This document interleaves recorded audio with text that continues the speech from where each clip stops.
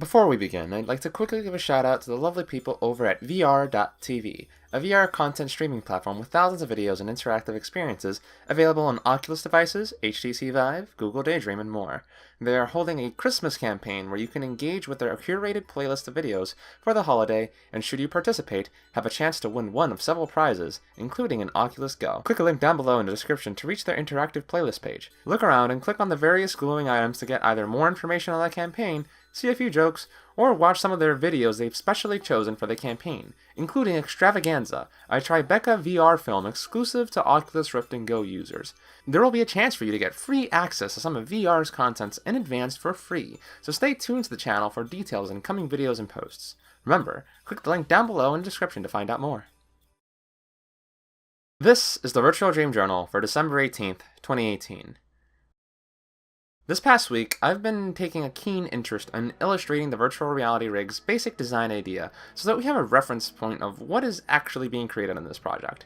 This illustration itself will not be a depiction of the final product, but more of a reference of what we think the general aesthetic being aimed for should be. Inspiration has come from a number of sources, so I think running through a bit of those would be a good place to start the discussion. I first began designing the virtual reality rig when I saw Sword Art Online's anime back in 2012 and fell in love with its depiction of the virtual reality experience. The simplicity and elegance of its VR experience was, and remains, one of the core principles I have based the design of my virtual reality rig around. The initial 2014 design used a helmet and bands for controls out of consideration for the simplicity, as only having to sit in a chair, strap in, and put on a helmet seemed like a good idea or philosophy. I understand now that the design wouldn't have been able to provide a sufficient amount of data for algorithms to model movement intents out of, so the newer design I'm working on has expanded to encompass the full body instead of just the little banded regions. I'd initially wanted to avoid a virtual reality suit, since most of the imagery that conjures up to mind is putting on a stretchy suit with cables running along everywhere. It's a picture that has never really captured my imagination, and if I, an enthusiast for the space, doesn't like it, what would it mean for people that don't have that built-in bias? A full-fledged suit is a requirement for this system to be able to accomplish its objectives, so I knew I needed to look elsewhere for inspiration. But what kind of a suit isn't stretchy or made out of fabric? Armor. The defensive tool of trade for warriors and a long-time status symbol, communicating an aura of wealth, power, and dignity. Functional, spanning the whole of the body while also being impressive marvels of the engineering and technology of their time, people in armor of all classes immediately garner a degree of respect and dignity. People today marvel at the armor and ideas communicated by the armor of our warrior history, and we hold great admiration for those who brandish the armor of our nations today.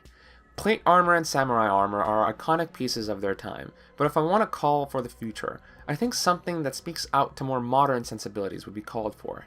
In that sense, then there's really only one armor, or one suit, that I'd say holds the popular zeitgeist now more than any other.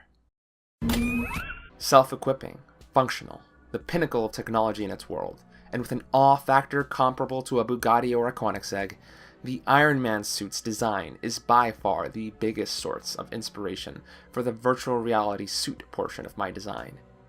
For obvious reasons, my own virtual reality suit isn't going to match that kind of fictional marvel anytime soon, but I still keep it in mind, along with all the other amazing armors and suits of our history, because while it may not be a matter of life and death, I believe that virtual reality's potential impact on our lives merits that the efforts made receive a similar degree of admiration and consideration as all of the pioneering work that has been done in the past.